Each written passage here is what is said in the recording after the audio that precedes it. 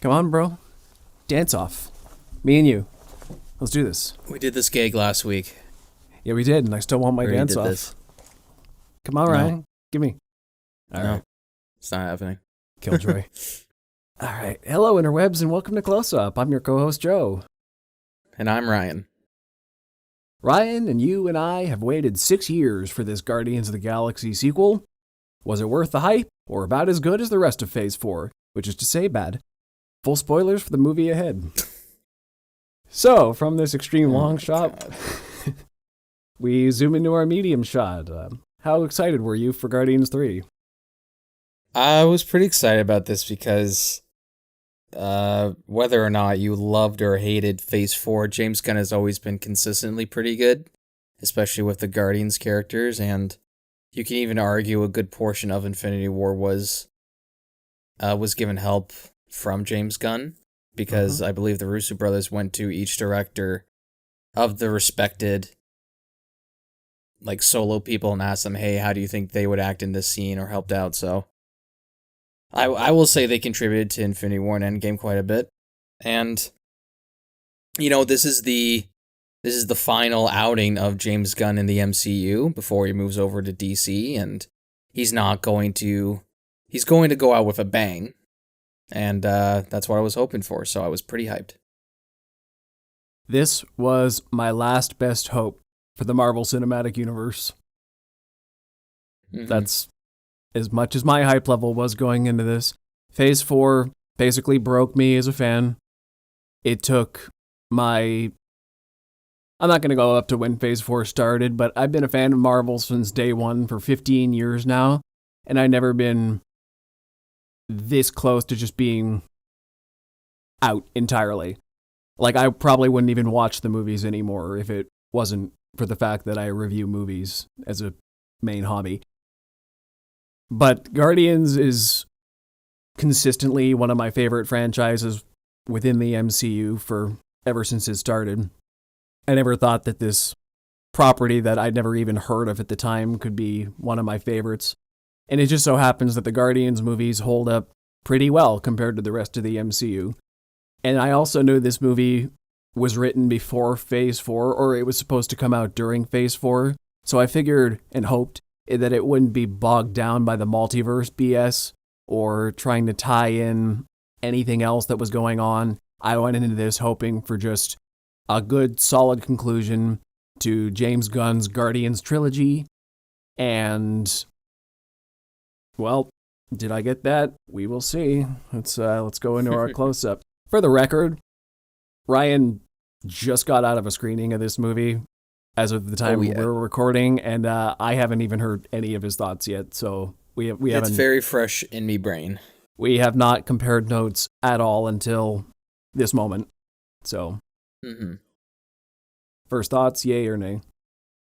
I hope we're on the same it's a page. yay. Yay. Two thumbs up for me. Yeah, it's absolutely a yay. Yeah, it's a very good movie, especially with Rocket's backstory, where it's probably some of the best CGI I've ever seen on animal creatures, done really well, and it's not completely distracting unless you count the walrus on 2 tires. Teeth. But other than that, yeah, teeth. And but it's just a really well emotionally driven story. I'm talking about Rocket's arc here, and it goes to show, and it helps elevate the threat level of the villain in this movie. Yes. Where we personalize with Rocket and how his creation is ultimately because of this what the fuck's his name? High evolutionary. Something? The reason he exists is because of him. But also the reason he has all this trauma and all this trust issues is because of him.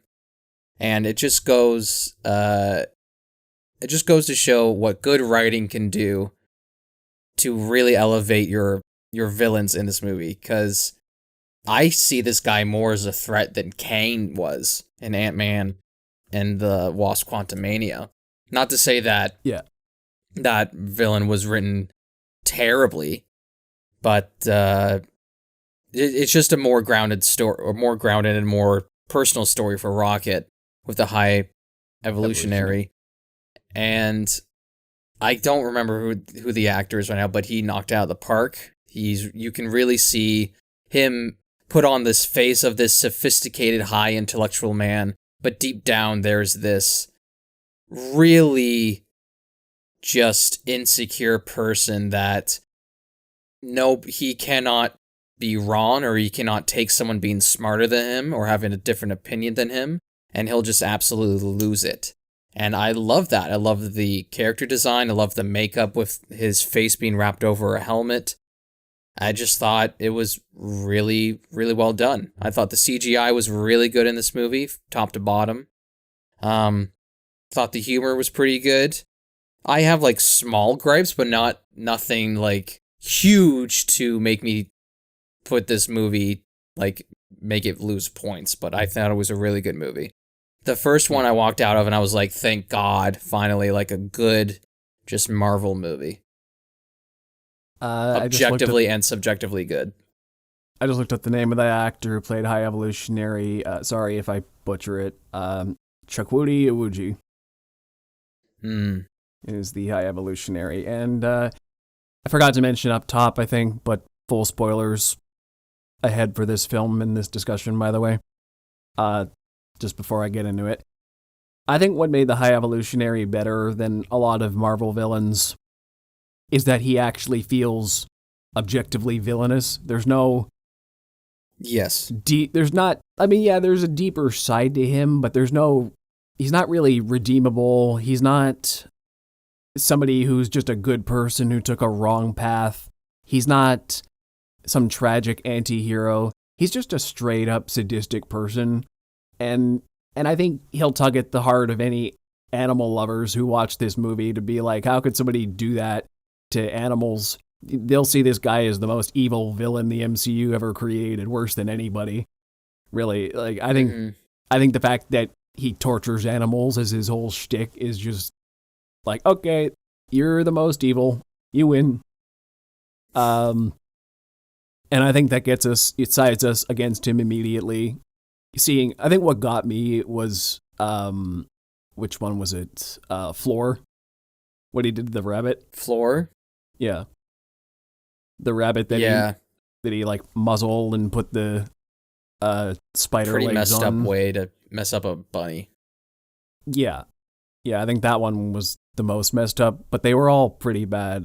Lila, Floor, Teeds, Rocket, and all the other ones. Those experiments were honestly kind of hard to watch, even though it's CGI creatures. The emotion in those scenes was really powerful, seeing them cry and take comfort in each other just to survive every day and have this hope of we're going to get to go to the new world that he's making, only for it to all be a lie. It's a very powerful story. And we always knew Rocket had a tragic backstory, but I think this movie handled it extremely well. It's... Once again, going back to how Marvel usually does things, this movie takes itself pretty seriously. Basically, every other Marvel movie I've seen in the last 5 years at least would have undercut this story somehow by turning way too far into humor or not letting the bad guy actually be villainous enough to make you feel him as a threat. But this is like, no, this guy did some really messed up stuff. Rocket has some really real traumas that they don't shy away from. And it's about him finding some peace and, I don't want to say redemption, but just more, I'd say more inner redemption. He has to prove to himself. He has to prove to himself that he wasn't a mistake and that he deserves to exist and thrive in the world. And that's, and once again, it's taken very seriously. Like Rocket's a funny character, sure, he has a lot of jokes, and that's fine. But when the movie is going for emotion, it's actually trying, and it succeeds in what it's trying to do. Because James Gunn is personally the master at threading that tonal balance in a way that I don't see many directors do. He's fantastic at comedy. He's fantastic at understanding characters as well. And the other part I was thinking about for emotional resonance was Peter Quill at the end there. I was just telling Justin this earlier this morning. about how if any director took over Guardians 3, just even with this same script, if they just popped into Guardians right now, how many directors do you think would have given a shit enough about their characters to question what happened to Peter Quill's grandfather? Or whether Quill should even see him again? That's like first scene, first movie. Maybe nobody's even thought about that the last 9 years. I don't even think the Guardians. audience, I don't even think the audience gives a shit. Well, I'll tell you, or at the time. It's not a prime thought in my mind, but I have always wondered what happened to him. Would Peter ever go back and see him? Is he still alive?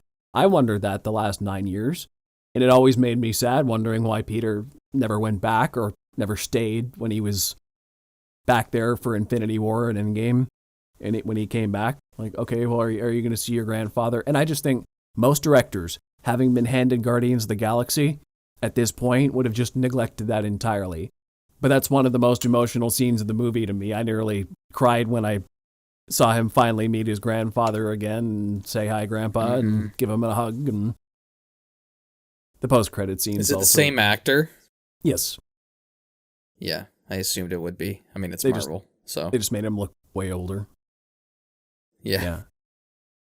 So I think that's a really emotionally resonant scene for Peter as well. Everybody gets a moment to shine, really. Like even Mantis, who's usually more upbeat. One of my favorite moments in the movie is when she really lays into Nebula for being a Debbie Downer and hating on Drax so much. And I like how she described it. She's like, I like Drax because he's the only one of you who doesn't hate himself.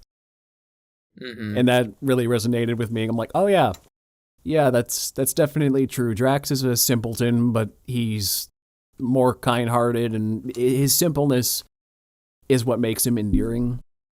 He's pretty dumb, but that's also okay because he's a good guy and he's not trying to be anything he's not. And it gave more insight into Mantis as well. She kind of let down her happy-go-lucky exterior for a second and was like, okay, look, this is how I really feel. And then I'll go back to happy Mantis, forget. Yeah. This movie made me start to like Mantis more as a character. Because I feel like in Guardians 2, she was very quippy. She was more like quippy than in terms of like, I don't know, being like an actual character. And then, I mean, you could even argue in the holiday special, but here she has her own even like small character arc too with Nebula and with Drax and even with Quill a little bit, but not too much. But she becomes, where in Guardians 2 you could argue where she was kind of a shoo-in to put into the team, where you can see how many years have passed since Endgame. She's definitely part of the team. She's part of this group.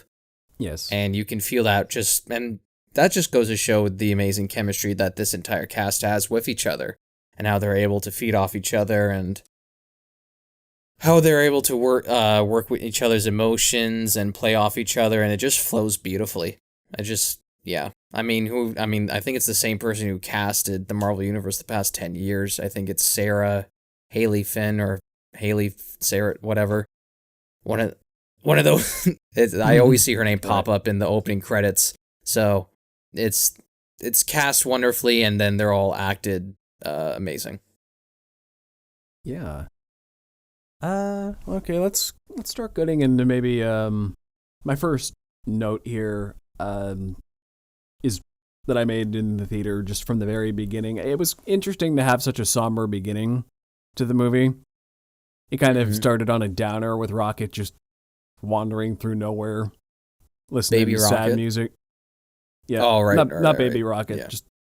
Yeah. The first scene was Baby Rocket getting captured by the High Evolutionary, but the rest was just kind of him wandering through nowhere. Peter Quill's drinking his sorrows away at the bar. Nebula has to lift them out. That was a great title card sequence when they're lifting a drunk Quill out into nowhere, and it's just kind of depressing. And you're like, oh, okay, that's still but it's a cool team shot. And then Adam Warlock comes in and destroys everything. That was a brutal fight. Yeah, very brutal. He destroyed Nebula, snapped Mantis' arm, beheaded Groot.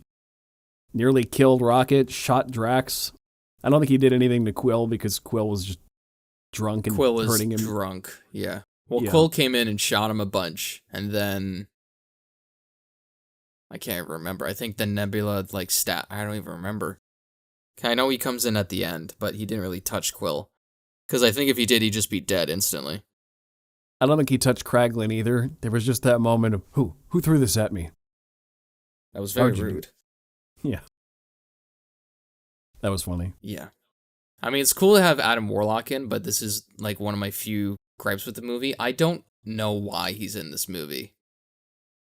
Because I just think because maybe I know just because like he was in the post-credit scene in Guardians 2, but he was really hyped up in the marketing for this, like Adam Warlock, and he's a huge character in the comic books.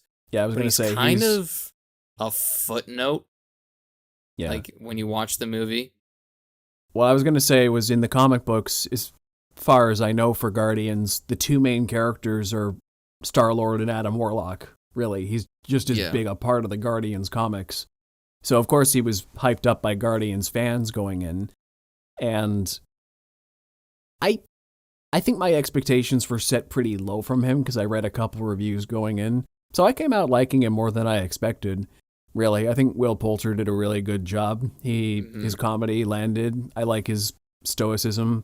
I like how he kind of became a good guy because he felt bad for the one little pet. And took pity on it and started to change his ways when people showed him mercy and actually started treating him as maybe a person capable of his own thought rather than just a machine or tool to be used at the whim of some higher power. Just because the High Evolutionary created him doesn't mean he should be at his whim for his entire life. Although I did like that one throwaway line where he said he just created the Sovereign as an aesthetic experiment on his quest to create the perfect being, which is very interesting. I like that the High Evolutionaries... It was a cool line when they said he's God in some corners of the universe because of how many actual civilizations he's created. It's pretty fascinating. Yeah, I mean, don't get me wrong. I think Will Poulter did an amazing job. I just kind of walked out of it wanting more from Adam Warlock. And I know it's not his movie, but just like how hyped up he was, I thought he would probably have more than just one major fight and then get knocked out 3 different times throughout this whole movie. Right. But also not to give too much of I mean, the reason he was knocked out a bunch is because he was dealing with an exploding planet, so I can forgive him for that. But I thought Will Poulter did an amazing job, and I'm excited to see him further on in the MCU. Yeah, do you think they're going to carry through this Guardians team? Not with James Gunn, obviously. No. But are they going to? No? I don't think so. And if they do, they're going to bring back the original team. Or they're going to bring back most people from the original team. I don't think there'll be a Guardians 4, because who wants to take over that? But I know they're going to show up in like Avengers Secret War or Avengers Kane Dynasty. They're going to show up again. Is it going to be this team now? I don't think there's going to be a... If the Guardians show up in Avengers again, is it going to be this iteration of the team? Probably. Yeah. Probably that, and then also Peter Quill will show up. See, that was one of the most shocking moments of the movie to me was the legendary Star-Lord will return. They all just quit. I was like, what? Star-Lord will return? That's shocking, actually. I did not see that coming. Yeah, because, I knew there was because this, Dave Bautista said this was his last film, his last MCU movie, until Marvel comes and pays him a buttload of money for the Avengers movie. But I don't remember hearing anything about Chris Pratt, about this being his last film too. So that was a little shocking, where it was like, oh, I guess he's quitting and then he's moving on, but then it says, oh, Star-Lord will return. Oh, interesting. Probably in the Avengers movie that will come out in 2027. So Star-Lord's doing a Thor right now. He's going on a spirit quest away from the team, doing his own thing. I think, yeah, he's probably just reconnecting with his family. He'll probably learn how to drive a car. That was. I mean, he I think picked that up was on it pretty quickly. I need to pivot there because that joke was maybe the one that got the biggest laugh in the whole theater. I think this may be the MCU's first F-bomb. It is. And it was that was well used. Okay, Mm-hmm. so what do I do now? I think your hand's on the lock. Okay? What do I do? Okay, move it down. All right, now what do I do? Open the fucking door. It's pretty good. Yeah, it's a good one. I just hated how, like, I kept seeing clips of them hyping up this F-bomb joke in the media. No, I had no expectations. Yeah, whenever Chris Pratt went on to, like, a talk show, Jimmy Fallon or Jimmy Kimmel kept bringing it up. It's just like, so this is the Marvel's first ever F-bomb, and you're the one who does it. He's like, yeah. Not for a lack of trying. Like, we've been trying to do it for years. So, well, that's too bad people were bringing it up. I hadn't really heard about it going in, so that, to me, that was just shocking and funny. Because I didn't see that coming. Yeah, no, it was a good joke. Yeah. Let's see, what were some other good gags? One of my other favorite ones was Nathan Fillion, who kept bringing up his dumb friend. Yeah. That was and his friend's not even like that dumb. He just like asked one question, but he's just so fed up with him. You're so dumb. Oh, I got a friend really like funny. That too. I got really excited when I saw him. I was like, oh, Nathan Fillion. Yeah. Wow. I think in general, the comedy in this one is it's pretty solid. There were a couple moments that made me, not a whole lot that made me laugh out loud, but I was grinning for most of the movie. It was pretty, it's just fun. Mm-hmm. Like, I don't know if your theater or you had that as well. Like, were you laughing out loud this whole time, or was it just more of a... Not the whole time, but the big jokes, pretty good. Weirdly quiet for a Friday night movie. Weirdly quiet for just, like, Marvel fans in general. Because there's definitely times in the movie where they pause because you think you're going to applause, right? There wasn't one, like, woo! There wasn't one, like, clap, whatever. It was just weirdly quiet. But when there was comedy, people laughed. Yeah, my showing was pretty busy for a Thursday night. It was also hot. It was also hot as fuck. And it's just getting warmer in Toronto. And I don't know if it's because they didn't turn the AC on, but I was sweating. And I wasn't even... all I wore was like a hoodie and like sweatpants. But you could tell there was no airflow in there. So if it sounds like I'm tired and depressed, that's why. Because you spent 2.5 hours in a hot box? Yeah, it was ridiculous, man. Yeah. That happens a lot in theaters, though. Like, if you ever go downtown and you're in... This is random, but the Prince of Wales theaters, they've done the Harry Potter show in there, they've done Wicked, they do all, like, the big musical productions in there. There's, like, no airflow in that building. But that's because it's an old as fuck building. Yeah. That's true, I suppose. I thought one clever thing they did in this was... If you haven't seen Infinity War and Endgame, I think they did a decent exposition dump to explain what happens. Yeah, for the 3 people who haven't seen it. Yeah. I just mean if you're going and watching just the Guardians movies, because let's face it, there's a lot of crap in between that why would you want to bother with that? If you just want to see Guardians 1, 2, and 3, Infinity War and Endgame kind of screw up their story by having so much happen to them in those movies. Those are the ones that, like, they finally face down Thanos, they kill Gamora. Those are the main 2 things. But, I think that's the problem, though, when you're trying to look at this as a trilogy, because technically it's not. Like, it's Volume 1, 2, and then there's Infinity War and Endgame, and then there's Volume 3. Like, to think of this as a trilogy would be thinking of it be wrong. Like, I know there's 3 movies, they're all done by James Gunn, but there's so much that happens with these characters in the major movies that if you just went from 2 to 3, you'll be super confused, and I kind of blame people who do that. I don't blame the studio for doing that, because I don't really see... If this was a different franchise, yeah, I'd say it'd be a trilogy, but since it's tied to Marvel and this giant cinematic universe, I can't really say that's a trilogy. Just like I can't say how the Captain America movies are a trilogy, or even the Iron Man ones. Because between Iron Man 2 and 3, Avengers happened. and there's a whole plot line with Robert Downey Jr., Tony Stark, having PTSD about the bomb. Yeah. Yeah. So. Yeah, I guess that's true. That's my 2 cents. I'm going to circle back to that towards the end because I have a bit of a thing about that point in my conclusion, but that's way later.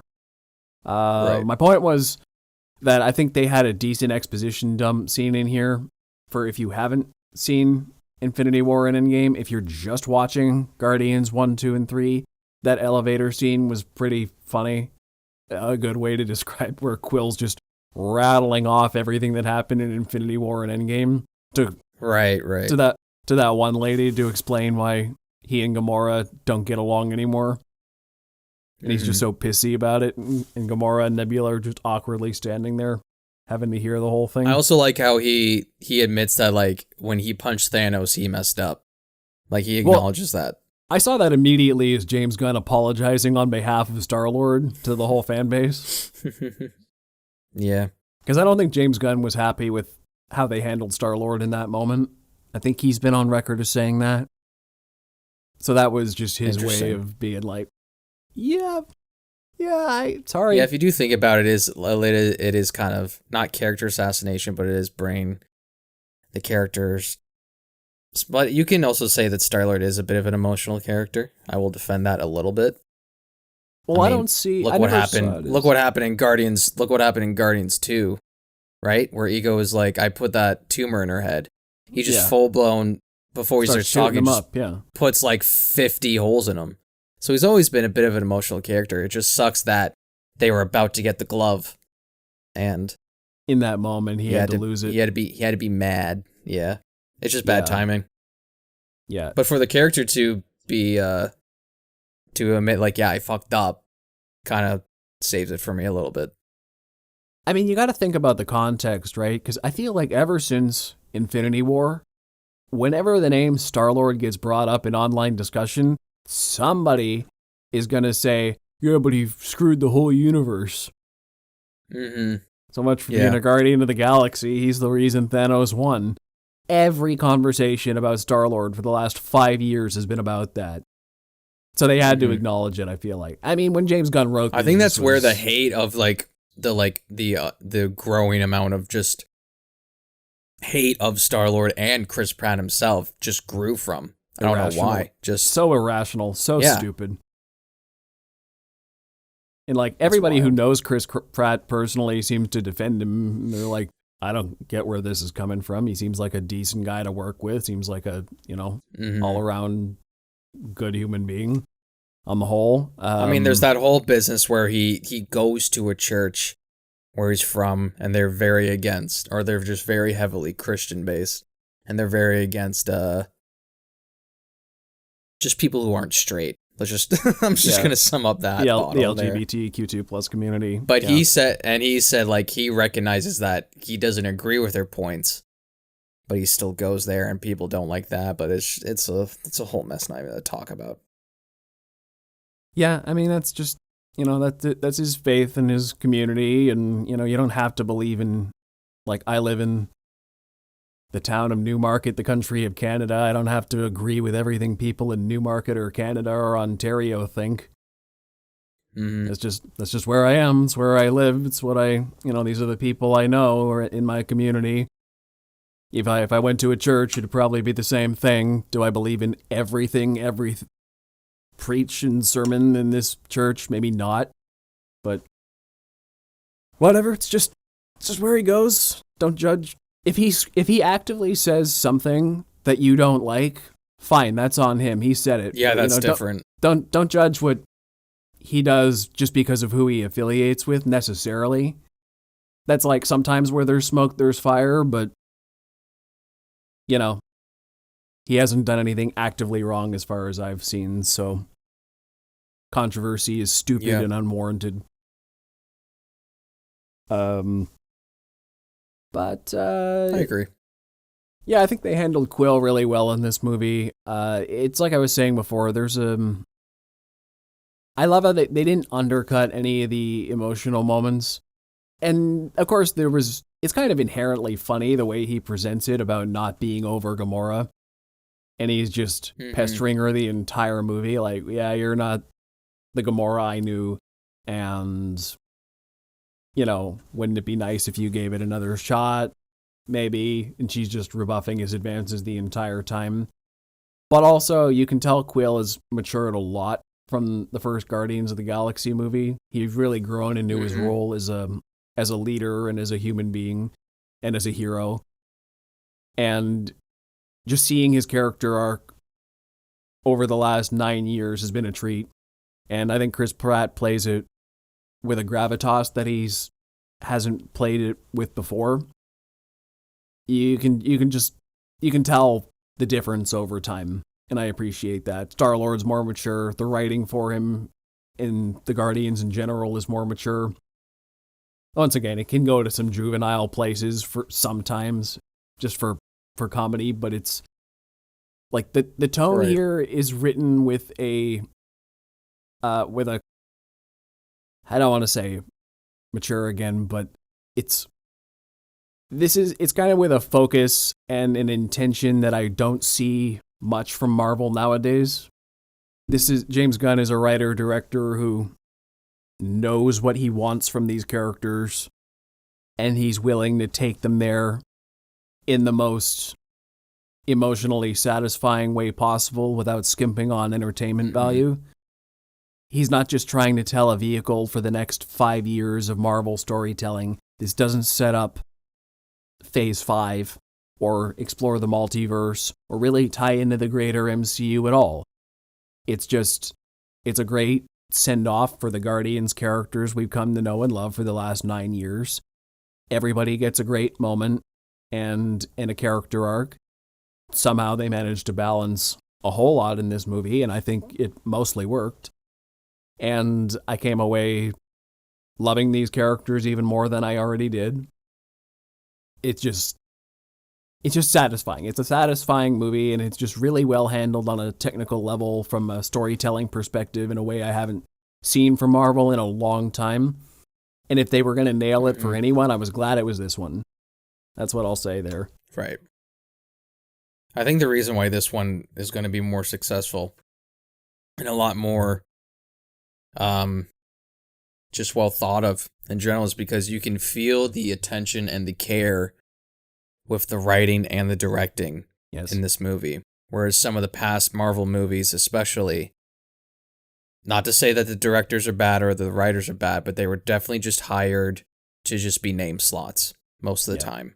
Yeah. Where Marvel, they say they have this overbearing vision that they're going to set up the multiverse right now, and I will argue they still really haven't done that yet.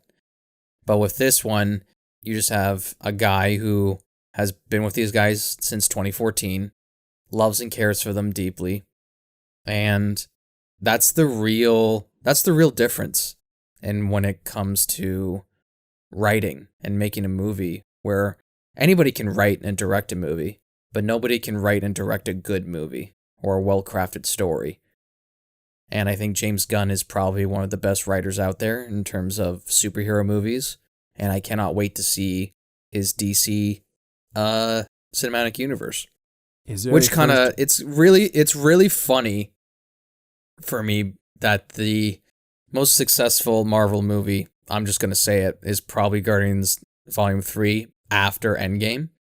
Like, that's probably the next, it's going to be the most successful one, and that's the movie, that's James Gunn's last movie. So he's going to be really hot off the start, and then everybody's going to want to go see his next movie, which is Superman their competition.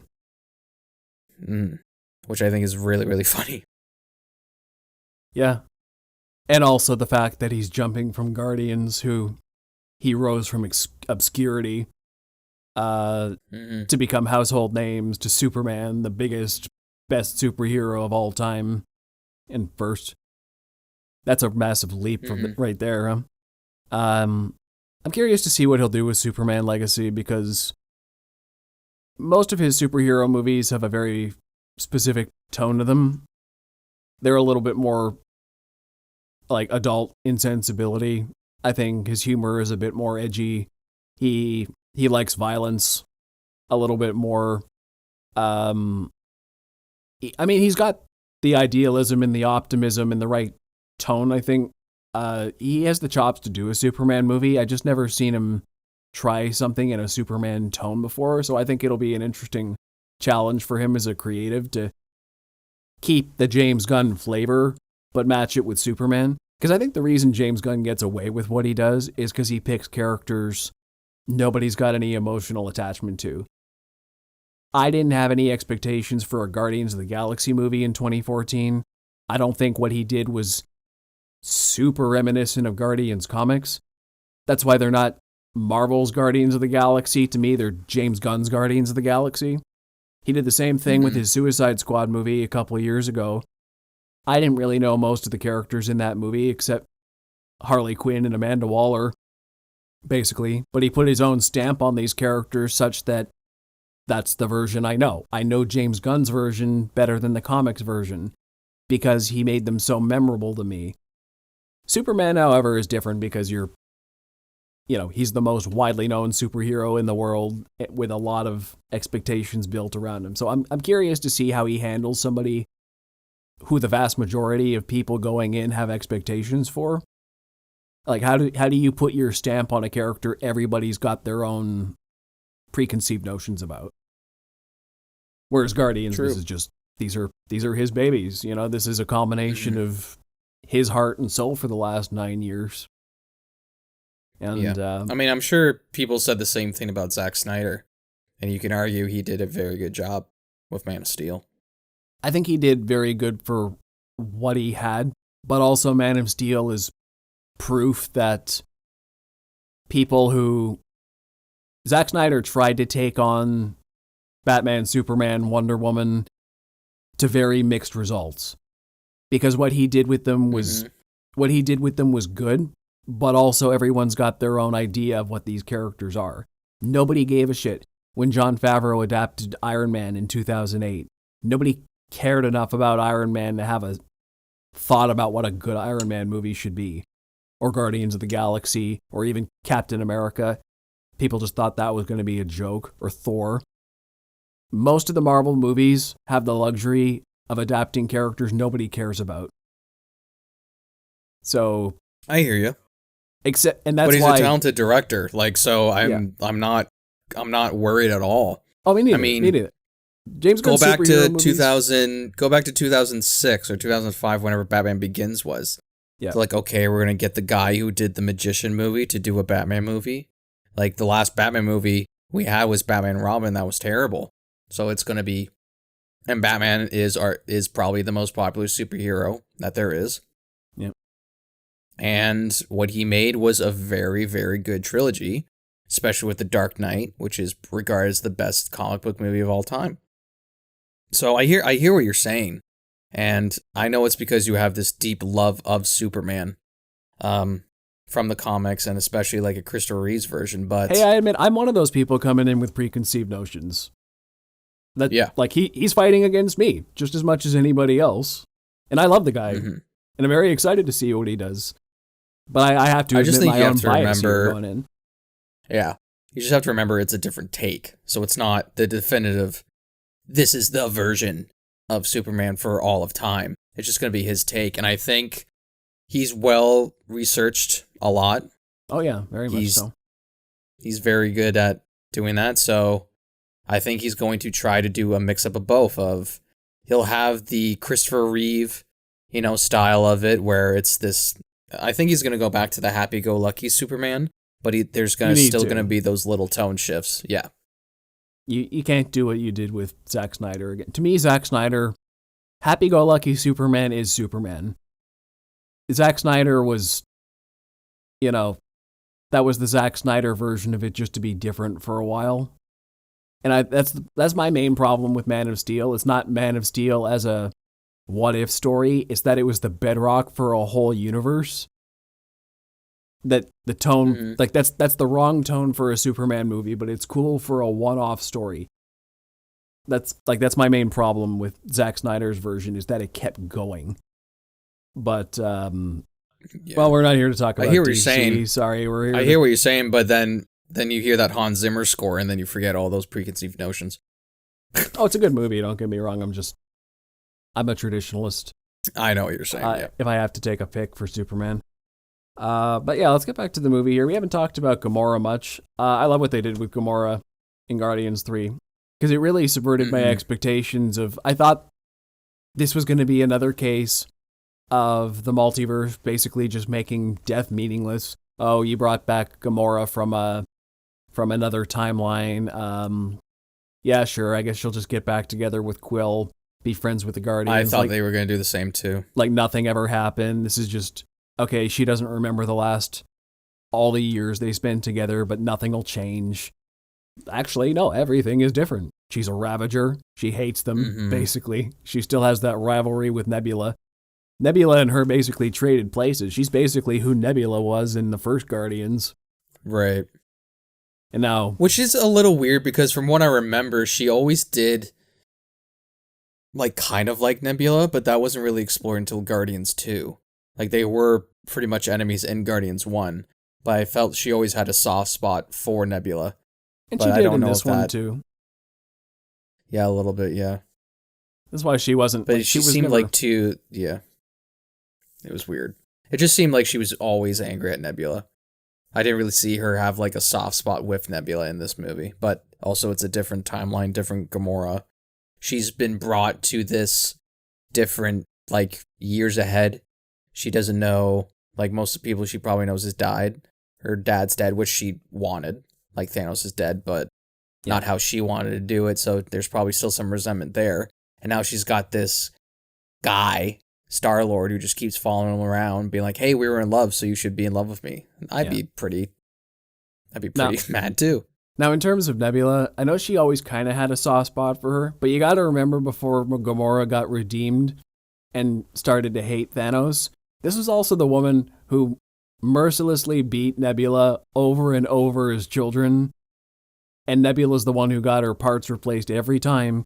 Gamora knew that, but she kept beating her every time. So she didn't have pity for her. Well, she's not going to want to get replaced. So I'm just saying she didn't have that much pity for her when they were kids. She let Thanos do whatever he wanted to do to Nebula, and she was happy to be the favorite daughter. So I think she only started feeling guilty about that more later when she became a good guy. She was like, oh man, I was an awful sister. Oh, for sure. So this version of Gamora, I don't mind being as mean to Nebula because I'm like, well, I don't think this is the version of you that felt bad about everything yet. But, right. Yeah, I still like their dynamic because Nebula's the more chill one in this relationship now. Yeah. She's the one who's willing to let things roll off her shoulder and just kind of go with it. She's like, well, that's not my sister, really. I love how all the Guardians are basically like, yeah. Gamora's dead. Like, she's out there, but she's dead to us because, like, that's not our Gamora. It's not our Gamora. Yeah. Quill just can't get over it. He's like, oh, there's a Gamora out there, and she might still love me. No, man. You gotta let it go. No.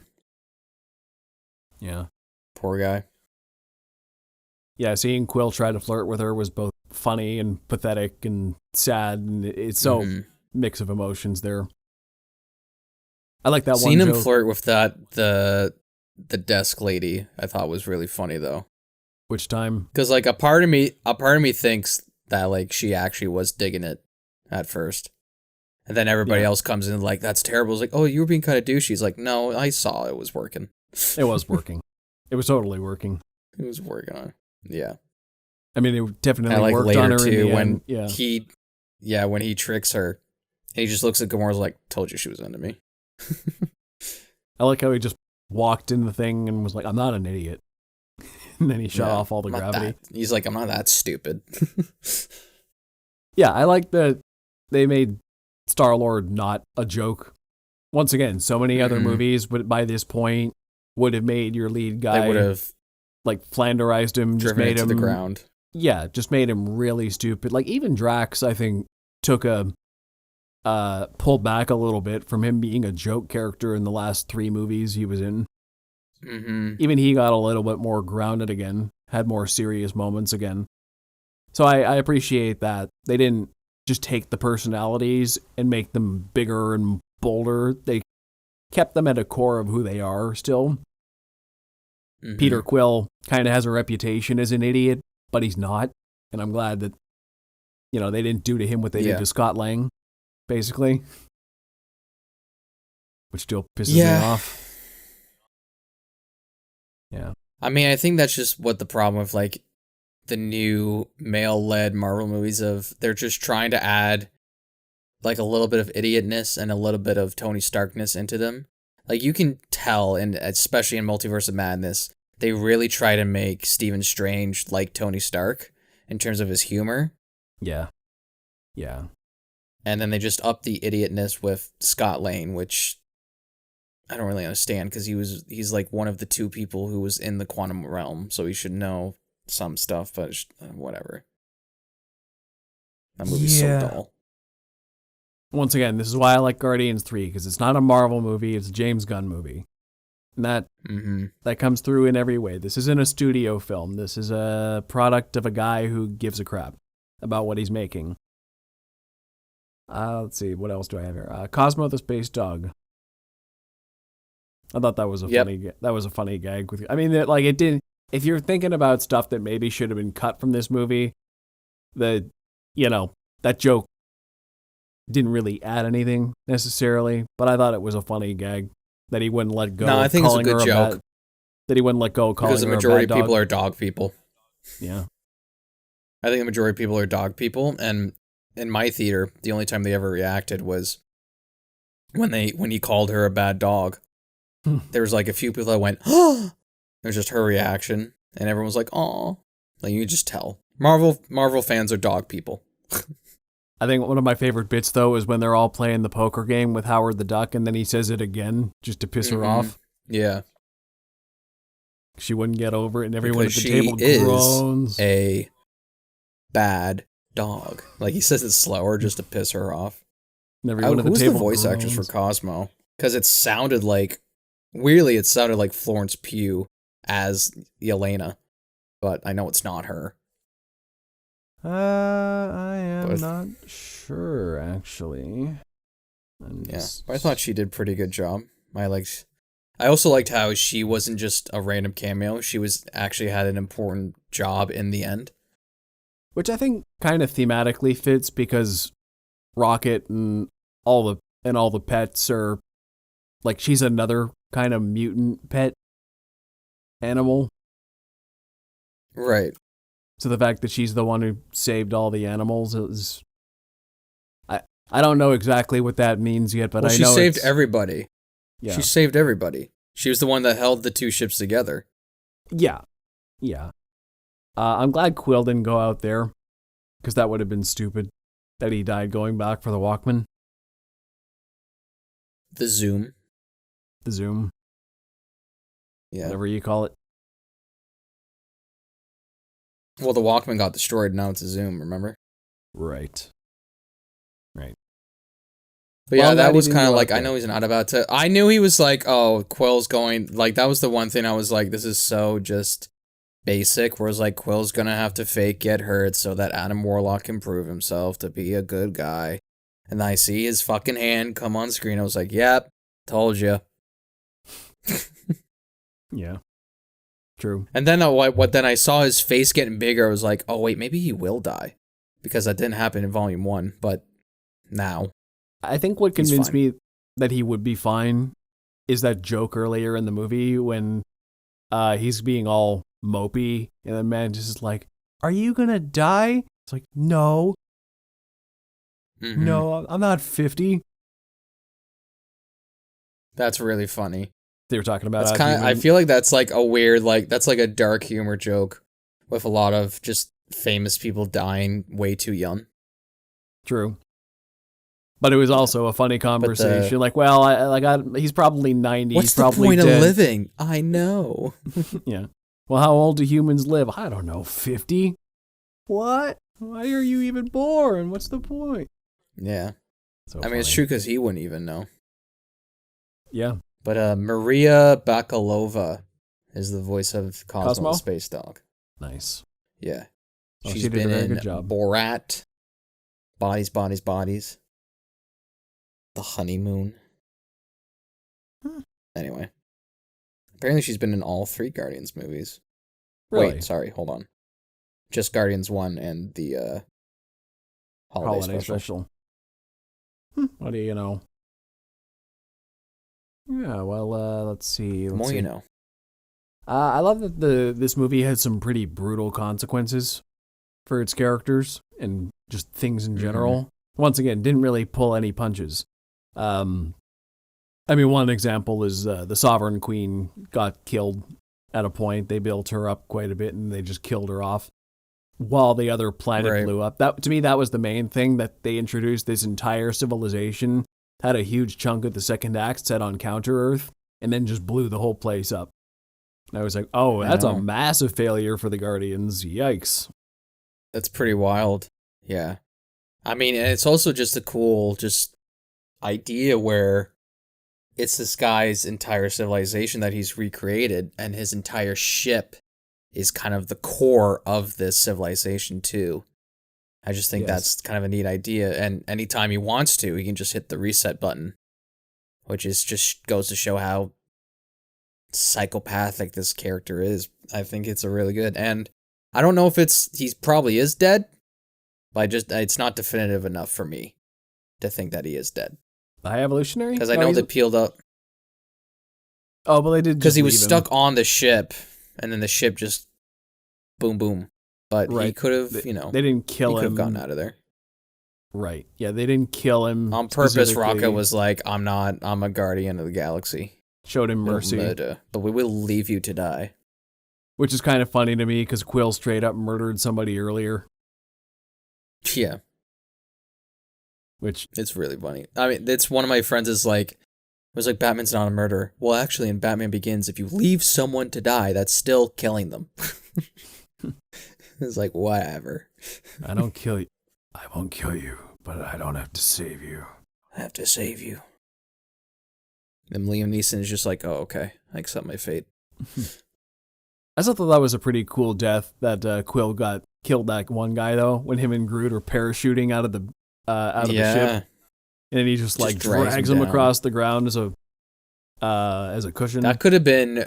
I feel like that was censored a little bit, because that should have been way bloodier than it freaking was, man. Probably. I bet there was another that probably cut of got that. censored. Mm-hmm.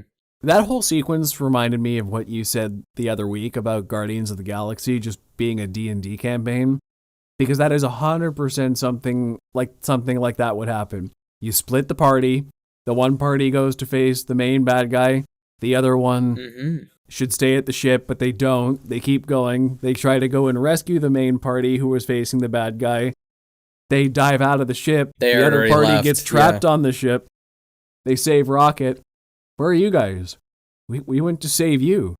And then they go back to the ship to break them out of prison, and then they're riding on the giant creatures out of nowhere, having already done the prison break and all this crazy adventure. Like, that's a D&D game. That whole very much is third act, basically. Even some of the dialogue where it's like, "It will kill everybody. We're not killing everybody. Kill one person, one stupid person. What is wrong with you?" Now you're just making it sad. Yeah. I did love that sequence movie. I wish I was in a better mood coming out of it, but it's a very good movie. When they all got together at the end for No Sleep Till Brooklyn, that was a pretty kick-ass team moment before their hallway fight. Somebody watch Daredevil. Okay. It's enough out of you. But yeah, I was hoping for that when the whole team up fight in that hallway. I was like, oh, please be a one shot. And then it was. I was like, yay. Well, one shot. We know it's not an actual one shot, but no. Very well choreographed fight, and just the whole scene in general. I thought the action in this movie was surprisingly very good. It was solid. I was a little worried at the start with Adam Warlock stuff, where it was a little jump cutty at some parts, but it was pretty solid. It's not like there weren't a ton of sequences I can claim as super memorable or anything like that, but also the fights were well choreographed and edited. I could tell what was happening. The visual effects didn't distract me. They actually looked really good for the most part. It was It was better than competent. It was above average for sure. Not spectacular, but above average, and that's like in terms of Marvel movies, that may as well be a masterclass because they handle action so poorly so much of the time. Usually it just looks like CGI creatures beating on each other or fake characters on a green screen. Usually Marvel action is just, okay, now we're at this part of the movie. You know what I mean? Yeah. You can tell there's definite passion put through the action. Even with some of the smaller action scenes where the High Evolutionary is just throwing Rocket around. There's just the push and pulls and all that. And then when they're beating him up, like a few moments later, it's just having the team come together once again after everything they've been through is just really cool to see. I was very impressed in general with the visuals in this movie. A lot of the places they went to clearly looked like practical sets to me, which was surprising. Yes. I think nowhere is a practical set. Yeah, and I think the High Evolutionary's office was as well, or multiple places with him. So like those practical sets look fantastic. So did the prosthetics and makeup as well. Those look practical as well, especially on Counter Earth with some of the aliens. They were like, that looked like prosthetics to me. I'm like, hey, wow, that's really cool to see in a space movie. That's been a while. Like actual prosthetics, maybe in The Mandalorian, but in Marvel, that's weird. And also we finally got comics accurate costumes for the Guardians. That's true. So like costume design. Where's his mask though? Oh yeah, he didn't wear his mask at all. You're right. He didn't wear his mask at all. It's not even like it never got destroyed. And he didn't use his rocket boots either. No. That would have come in handy a few times. It was very confusing. But anyway, I just thought that's the other small gripe I have with it was he forgot his entire just identity. Yeah, he did forget a few things. But anyway, my point was this is a pretty visually stunning movie between sets, CGI, prosthetics, costuming. It's just a really well-crafted we talked a lot about the story, but in terms of the other elements that go into making a movie, this was very well handled. I think I'd appreciate this as if I wasn't going into it because it's a franchise, I think I'd just appreciate this as a cool sci-fi movie in its own right. That's just kind of having a cool adventure with a bunch of misfit space people basically doing the D&D movie in space. Yeah, I think it's a very good movie. I think it should definitely be studied on by future people of how to handle a team-up movie, especially when you have so many characters and they have all these different types of backstory. And yes, it does help having an established universe behind them, but if you walked into this movie not knowing anything, I think you could follow along pretty well. Yeah, it feels like you're jumping right into a pre-established world, but you're not missing anything that much because all the character dynamics are pretty well shown and explained. You get what's happening, I think. You might not care as much about it as someone like us do, who, been watching them for 9 years in all kinds of adventures, but I think you could enjoy this just as a cool movie. Yeah. So I thought the themes in this movie were kind of interesting, and I'm still trying to wrap my head around them because I feel like it's deeper than I actively realize at the moment. But there's a lot of stuff in here about, I think the main idea that I can gather is you can't shape the world or people. Trying to manipulate people to be who you want to be, like Peter was with Gamora, or the High Evolutionary was with basically every species he ever made, trying to make the perfect thing, like nature and people and like our cultures and everything kind of just exists in a certain way. And if you try to screw with the balance too much, then you're out of line. Don't be that one guy trying to change way too much to see. You don't shape the world in your image. Just kind of take things how they are sometimes. Because there is an order. I think it's also just like self acceptance as well. especially on Rocket, where you don't have to be what they made you. You can just shape yourself on how you think you are as a person. True. I think that goes to show. I mean, look also what's happened with Peter Quill, where he's lost the love of his life, but throughout this movie, he's learned to accept that she doesn't want him anymore, and he's going back to who he is, but as a more mature person. Okay, so maybe the idea is somewhere in the middle there. It's don't try to change the world to fit your narrative of it. Realize who you are and your place within it, and shape yourself within that mold. You can change yourself. Don't try to change everything else, basically. Yeah. I'm sure there's a better way to say that, but yeah. Yeah. But you know what you're trying to say. You know what I mean. Sorry, it's very late and I'm not doesn't roll off the tongue. Not in the best mind for poignant phrasing, but as long as you get what I mean.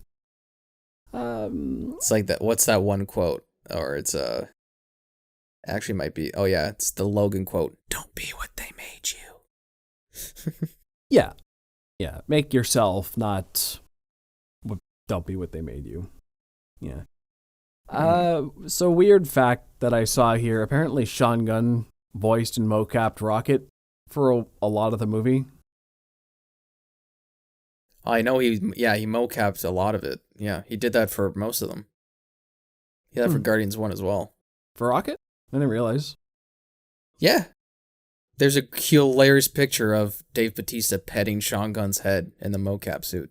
That's funny. I heard that he did the voice for Little Rocket as well.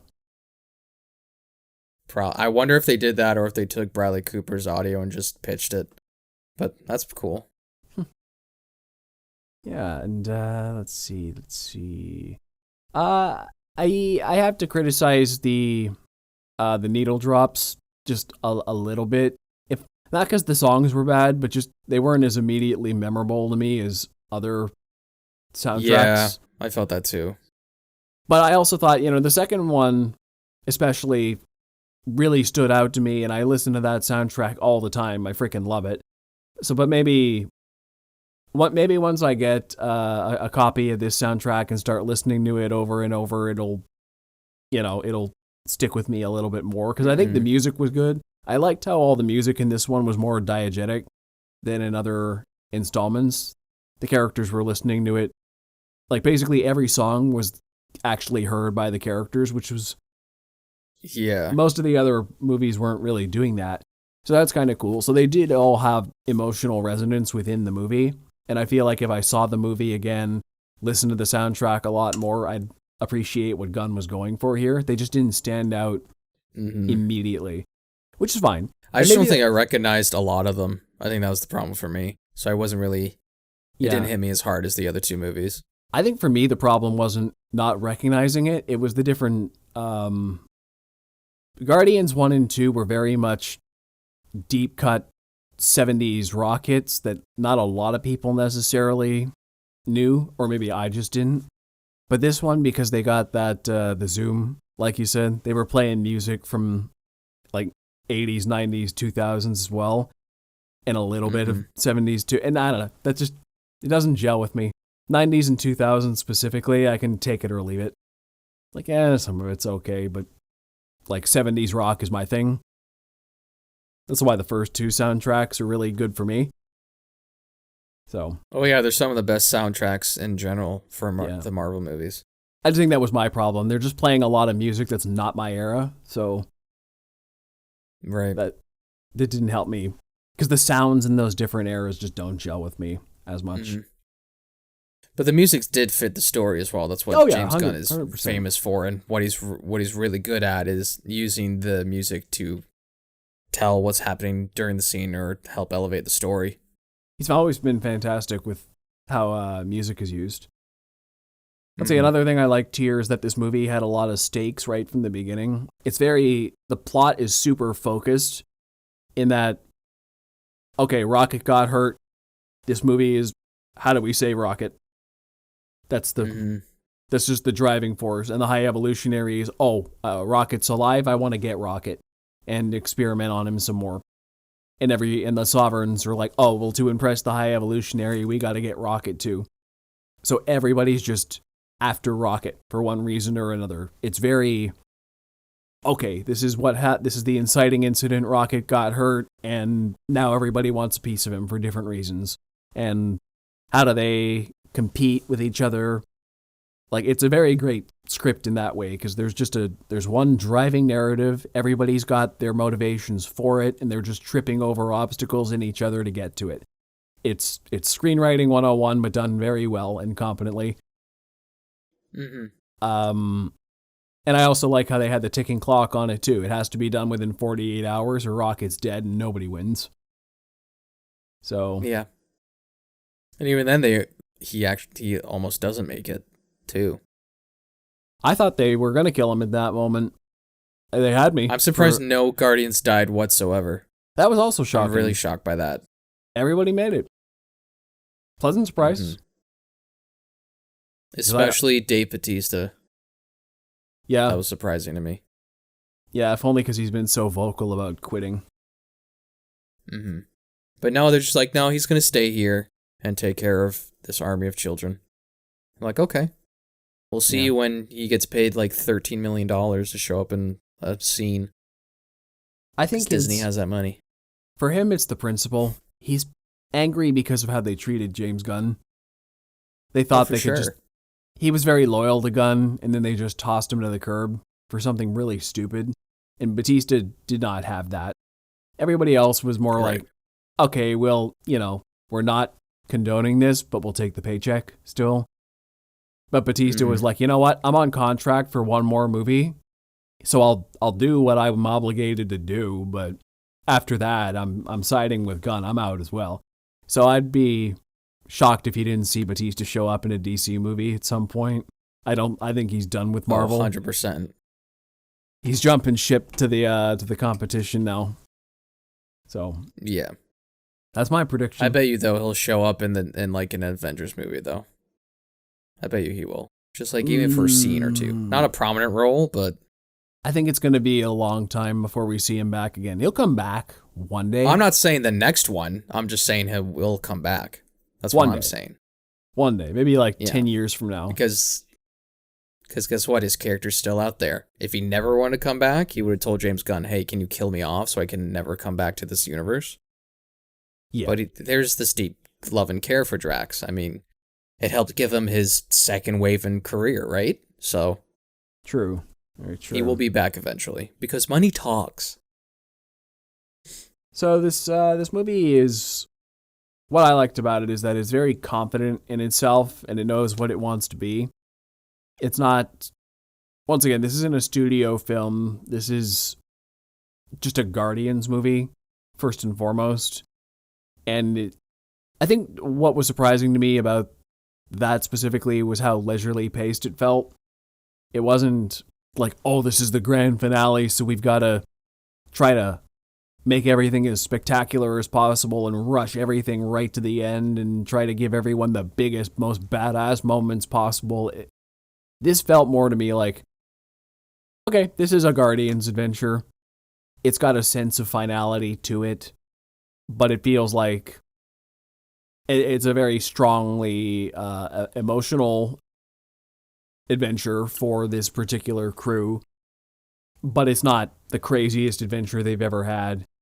It may not be the craziest adventure they'll ever go on, but it's an important one they're having right now at a turning point in these people's lives, and that's all it is. They're kind of just they're going through the motions, really. But it's done in a way that makes it feel important at the same time.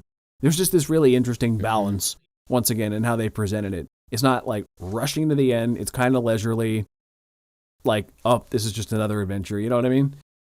Did you kind of get that vibe? Oh, yeah, for sure. Oh, I got that vibe completely. Yeah. Yeah, it didn't feel like this, because let's be honest, most of this cast is probably not done with this universe, so it did not feel like a giant spectacle of a finale of like, okay, we're capping off the trilogy or we're capping off these character arcs. It's like, nah, this shit's happening and they're going to deal with it. Yeah. So Yeah, that's about it for my main thoughts. Unless you got any more to say, I have a conclusion. No. Just some rough ideas I think for the ending. I think it was pretty freaking good movie. Yeah, I thought it was great. Must see for sure. So the way I was thinking about it, I think as I watched the credits roll by, and I don't know if you stuck to the end, right? Yeah. Because it's a Marvel movie, of course you did. But as the credits are going, and you see all these photographs of all the other Guardians movies pass by, that's when it started clicking for me, and I realized that this is, I'm like, you know what? This is Marvel's best trilogy. And I thought to myself some more, and like, you know what? I think this is one of the best trilogies I've ever seen in all of movies. And I know you were saying it's not necessarily a trilogy in terms of this franchise. Yes, stuff happens in between, and that's fine. But if you were to just watch Guardians 1, 2, and 3, they have a very clear through line for all the characters. The biggest gap is Infinity War Endgame, which they do cover with that exposition dump. You don't need to see it to be like, okay, these people lead crazy lives. Clearly something crazy happened in between movies that I didn't need to see. But if you're just watching this trilogy, I think it's a very satisfying story told over these 9 years from Guardians 1 through Volume 3. And none of these movies are bad. In fact, in many ways, they got better over time. We just had a whole debate last week about whether Guardians 1 or 2 was better. I think you could easily throw Volume 3 into the mix now, because it might end up being my favorite one with a little more time to mull it over. I liked it that much. There's a lot in here it left me so satisfied that it could be my favorite Guardians movie, but it also made me realize that the Guardians are my favorite Marvel sub-franchise as a whole. None of these movies are bad. Every other Marvel franchise has at least one movie that screws it up. You know what I mean? Think of every single one. I'm not going to give examples. You know, if you're a Marvel fan, you know. Every trilogy or quadrilogy has at least one stinker in there, except Guardians. They're all good. Every single one. And it's the vision of James Gunn from start to end, or like directors didn't switch halfway through. Actors stayed all the way to the end. It maintained its own tone, its own feeling. If in 20 years, when the MCU is dead and gone, and I'm going back to rewatch these old movies, I feel like I'm going to skip out on a lot of movies. But I will always say, you know what, I'm down for the Guardians trilogy, because that was just a fun sci-fi space adventure about this band of misfits who went from ravagers to heroes, about how they matured and became a family over time, dealt with their own backstories and traumas, and, came out the other side better people for it. It's its own thing. I don't need to watch the other Marvel movies to enjoy these. So, it's a satisfying movie in its own right. It's just a great experience, and it stuck the landing, and it just leaves me really nostalgic for the Guardians franchise as a whole. It just solidified for me how much I love the Guardians, and I'm very grateful for that. Hey, you stuck the landing. Well said. Congratulations. It's easier than what people give it. But yeah, it's well said. I think this is probably one of the best Marvel trilogies out there. Probably the best, because it's just consistently good. It's got one vision, one man at the helm, and that's a lot better than having multiple cooks in the kitchen. Yeah. But yeah, I think I agree with everything you said. So now a little retrospective. I said up top that Guardians was my last best hope for the MCU. So now the Guardians is over. Where do I go from here? Well, for me, I think I am emotionally finished with this universe at this point. I am done. Even Daredevil, my favorite Marvel character, I'm not even emotionally invested in Born Again. And you know what? Because I have the first 3 seasons. And my hopes for Born Again are at rock bottom. I don't even trust them to do it well. I'll watch it. To be clear, I'm still watching Marvel going forward because, like I said, this is what I do. I review movies. They're a big franchise. I love them once. Maybe I could love them again. And, every so often there'll be a diamond in the rough, right? I'll be pleasantly surprised. Mm-hmm. But in terms of anticipation, in terms of characters I care about, there's basically nobody left. The Guardians were it. Everybody I like has either been killed off or character assassinated, or just isn't in a place I want to see going forward. I don't know. I'm just done. You're Guardians just tapped out. Yeah. This is the last straw for me. Guardians is this is the end of my MCU, is the way I see it. From 2008, when I was 10 years old, to now, I've had a long relationship with Marvel, and this is the last one I care about. So, if this phase fails, and it's on the path, but this multiverse saga, if it shits the bed so hard, how long do you think it will be until they do a complete reset?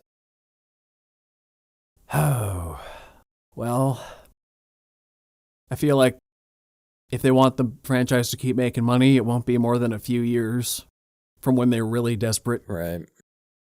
And I think the box office is showing pretty hard. Like, Quantumania bombed pretty bad. For Marvel standards, anyway. And I don't think the Marvels is going to do well either. But they're just going to blame the fans on that. I think it's got the most dislikes on a YouTube trailer or a Marvel YouTube trailer. But I bet you they're just going to blame the fans on that one. They're just going to say we're a bunch of misogynists, so the movie bombing wasn't our fault, it's society's fault. That's how they're going to handle that one. And they'll be in denial for a little while. Don't worry, Kathleen Kennedy's not ahead of Marvel yet. Yeah, but it's just the vibe. But the thing is, these executives, whoever's writing this, they'll be that way until the money starts drying up. And then the people who actually put up money, who don't care about social politics, are like, okay, you got a course correct. I don't care what you think is right or wrong here. Make me something that makes money. And people don't want to see what you're doing, right. Obviously. Whether you think it's right or wrong, whether it's objectively right or wrong, give me something that makes money now.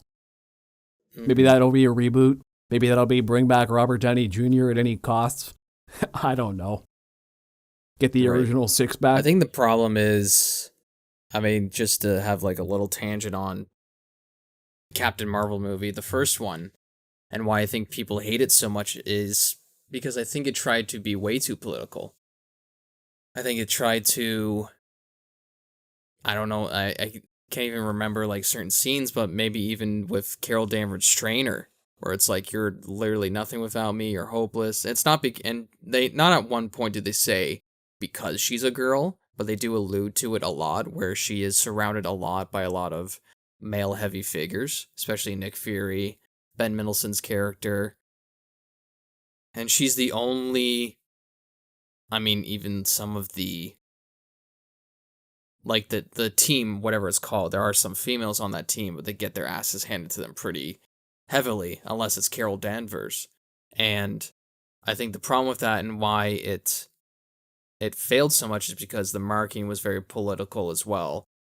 And so was just the people who tried to defend it did exactly what you said. They blamed it on fans, most of them being misogynistic, and that is there, to be clear. It's not true. It's just there is plenty of that discourse going around. It's just not as much as they think it is the thing. But then you take a look at the movie like Wonder Woman, where there were some political elements in there, but it wasn't driven into the ground fully political.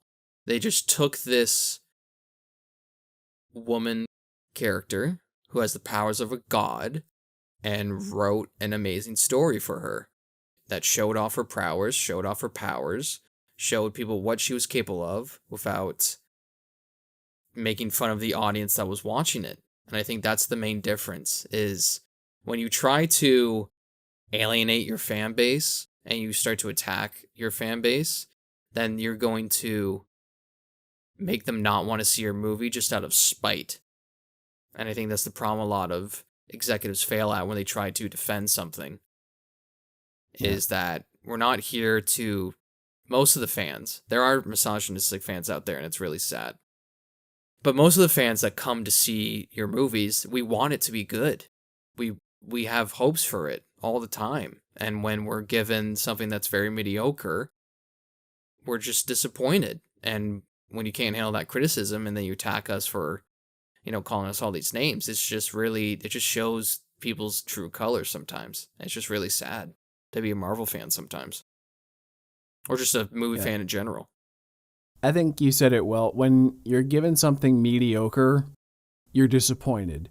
When you're given mediocre or worse for many, many years, don't blame us when we start falling off. Mm-hmm. You're the one who's giving us these products. Step it up. Yeah. Also, stop lying to your fans. Like, they're like, oh, phase 4 is the setup phase. Like, it's not true. You haven't set up anything at this point.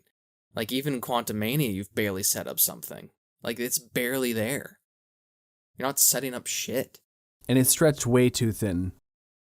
Everything thin. They put out so much content in the last couple of years, more than phase 1 and 2 combined. And, quality across the board has dropped because there's like, I look at the VFX team specifically and how they have to do so much a year now. I don't even know how they got away with doing Guardians 3 so well. Somebody, they must have given that to a different team at a point to have it turn out so well. But they're stretched, the writers and VFX artists and crews they're stretched way too thin at Marvel Studios to do anything really memorably anymore. They're all trying their best, don't get me wrong, but there's only so much they can do when they're doing so much a year. It's not like the days of phase 1 where you didn't even have a movie every year for those first 4 years. Yeah. Yeah, because I think it was like... They did 6 movies in 4 years. Yeah, it was Iron Man and then Incredible Hulk, Thor, Captain America, Avengers. Yeah. But yeah, not that much. No. Yeah. And the problem is when you stretch things out way too thin, and you have basically double the projects because you have all these TV shows, is now the people who are head of these shows or movies, they want to have their own message. Or they want to tell their own stories. But you have this overbearing franchise and this overbearing universe that you have to establish, or you have to keep establishing. And they conflict with each other all the time, so then you just kind of get, most of the time, this jumbled mess. And I can see where Marvel fans are falling off. I'm not overly excited for the Marvels. I'm not excited either, because I like Kamala Khan. I think she's a very good character. But it's just I just know it's going to be exactly what you said. It's going to be very heavily, the marketing's going to be super political. And anybody who says anything negative about her is going to be called sexist or racist or blah, blah, blah. Because that's just the world we live in now. Yep. Basically. Which is sad. But yeah, just in terms of the MCU, I've just slipped into general apathy. I don't care anymore. So when you hear reviews from me, I'm going in with a bit of a bias maybe, but, don't expect me to hate every Marvel thing going forward. People, you probably thought that about me already, and I love this one. I've enjoyed stuff here and there, but we'll see where it goes. But in terms of caring, I'm done. But I'll always have the Guardians and the Infinity Saga. Yeah.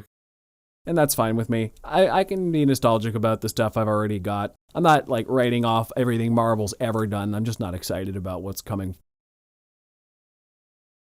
So. Yeah, that's the real shame, because whenever they announced something for the Infinity Saga, you were excited to see it. Oh yeah, 100%. But now when you just see some of the projects, you're like, okay.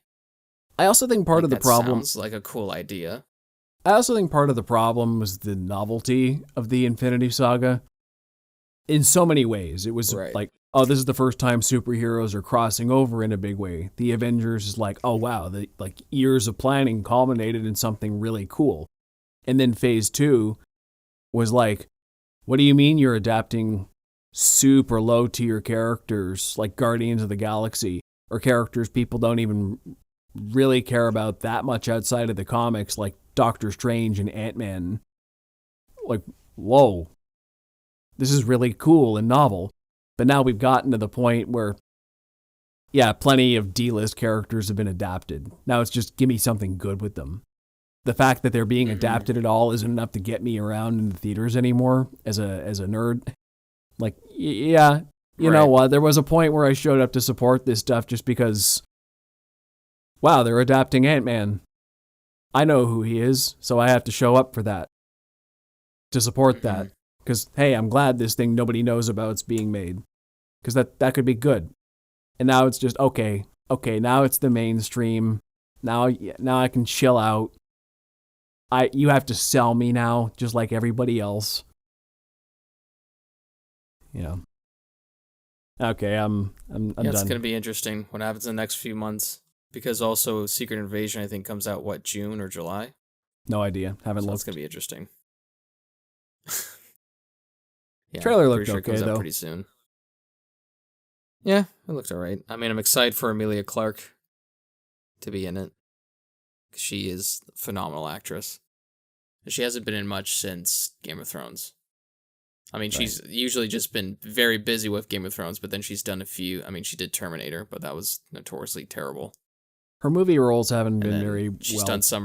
She's done some rom-com stuff. Right. Apparently people love the rom-com movies, but it's not my forte.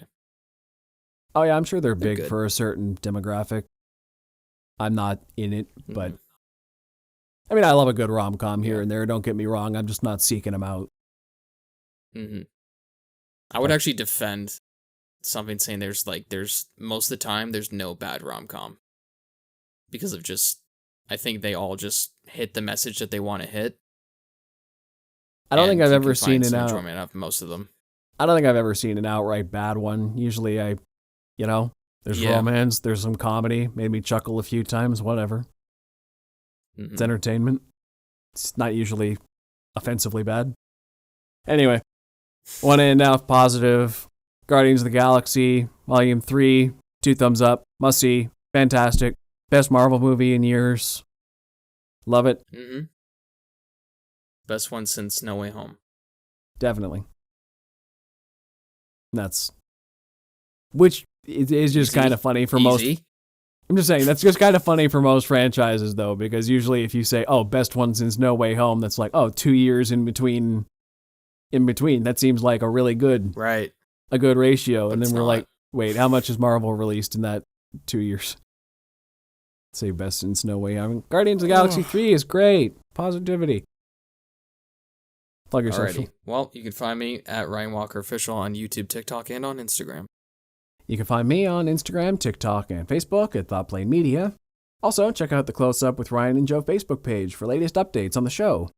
If you listen to us in audio, check out our YouTube channel. And if you're on YouTube, find us anywhere you get your favorite podcasts. Also, check out thoughtplane.ca/Bluestar for some information on our upcoming short film, A Blue Star Apart. Hopefully coming to Film Fest this fall. We hope to see you on the next Close Up with Ryan and Joe, where we offer you another installment of Leisure Lists, the segment where we talk about everything we watched which didn't get a full episode. Till next time. See ya.